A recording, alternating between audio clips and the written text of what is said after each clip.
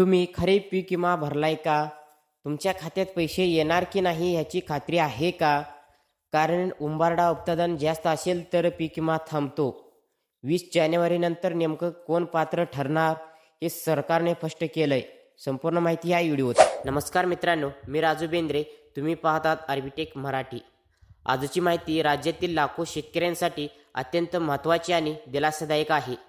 जर तुम्ही खरीप पीक विमा भरलेलं असेल किंवा पीक कापणी प्रयोग, उंबरठा उत्पादन, नुकसान भरपाई ह्याबाबत संभ्रमात असाल तर हा व्हिडिओ शेवटपर्यंत नक्की पहा. व्हिडिओ सुरू करण्याआधी चॅनलला सबस्क्राईब करा, बेल आयकन दाबा, व्हिडिओ लाईक करा आणि ही माहिती तुमच्या शेतकरी मित्रांना व व्हॉट्सअप ग्रुपमध्ये शेअर करा.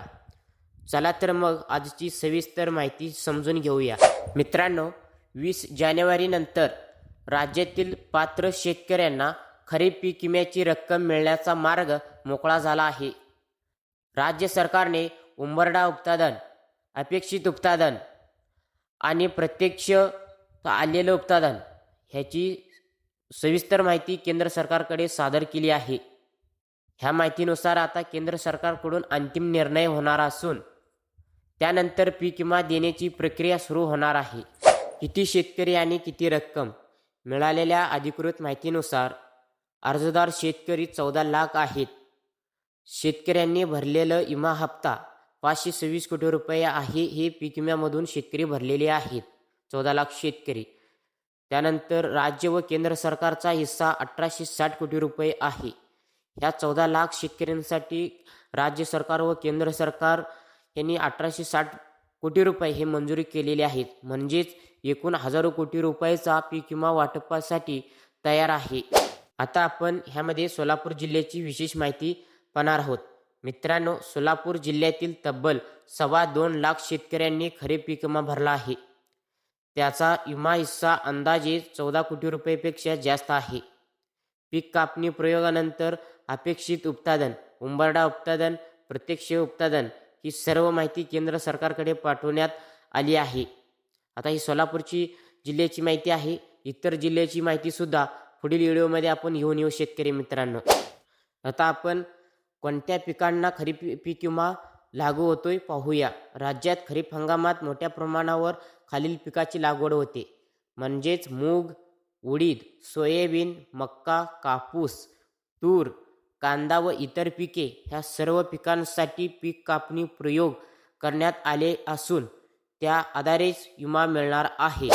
कोणाला विमा मिळणार नाही, अत्यंत महत्त्वाचा मुद्दा पहा.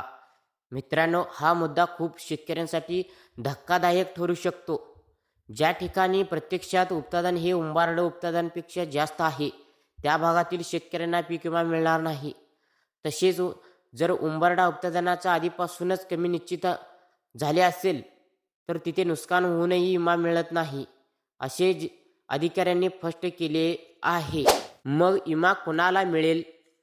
ज्या महसूल मंडळात, तालुक्यात किंवा काही जिल्ह्यांमध्ये संपूर्ण तालुक्यात उत्पादन कमी झाले आहे त्या सर्व शेतकऱ्यांना पीक विम्यासाठी पात्र ठरवले जाऊ शकते. म्हणजेच काही ठिकाणी मंडळनिहाय तर काही ठिकाणी संपूर्ण तालुक्यानिहाय पीक विमा लागू होऊ शकतो. जर शेतकरी मित्रांनो तुमच्या तालुक्यात संपूर्ण हे पीक विमा लागू होण्यासाठी उत्पादन कमी झालं पाहिजे तरच तुम्हाला सर्व शेतकऱ्यांना 20 तारखेनंतर पीक विमा मिळू शकतो, असं अधिकाऱ्यांनी स्पष्ट केलेले आहे. 1 रुपयात पीक विमा योजनेबाबत मित्रांनो, राज्य सरकारने 1 रुपयात पीक विमा योजना बंद केल्यानंतरही तब्बल 14 लाख शेतकरी विमा संरक्षित होते. 14 लाख शेतकरी विमा भरले होते. 1 रुपये पीक विमा ही योजना बंद झाल्यानंतरही शेतकऱ्यांनी स्वतः विमा हप्ता भरला, त्यामुळे नुकसान झाल्याचा विमा मिळणार आहे. ही बाब शेतकऱ्यांसाठी मोठा दिलासा देणारी आहे. शेतकरी स्वतः विमा भरल्यामुळे शेतकऱ्यांना पीक विमा हा खरीपचा मिळणार असण्याची शक्यता जास्त आहे. त्यांच्यासाठी हा दिलासा देणारी बातमी आहे. पुढे काय होणार? सध्या केंद्र सरकारकडे माहिती सादर, त्यावर प्रक्रिया सुरू. जानेवारीनंतर पात्रता निश्चित, त्यानंतर पात्र शेतकऱ्यांच्या खात्यावर थेट पीक विमा जमा होईल. हे आधारनुसार अधिकृत माहिती ही माहिती जिल्हा अधीक्षक कृषी अधिकारी सोलापूर भोसले यांनी दिलेली आहे. तर शेतकरी मित्रांनो, आता सध्या केंद्र सरकारकडे ह्याची माहिती गेलेली आहे, त्यावर प्रक्रिया सुरू आहे. 20 जानेवारीनंतर कुठल्या शेतकऱ्याला पात्र ठरवतात हे नक्की अजून सांगता येत नाही. तर मित्रांनो, जर तुम्ही खरीप पीक विमा भरलेला असेल तर 20 जानेवारीनंतर तुमच्या खात्यात विमा येतो ह्याकडे लक्ष ठेवा आणि बँक खाते अपडेट ठेवा.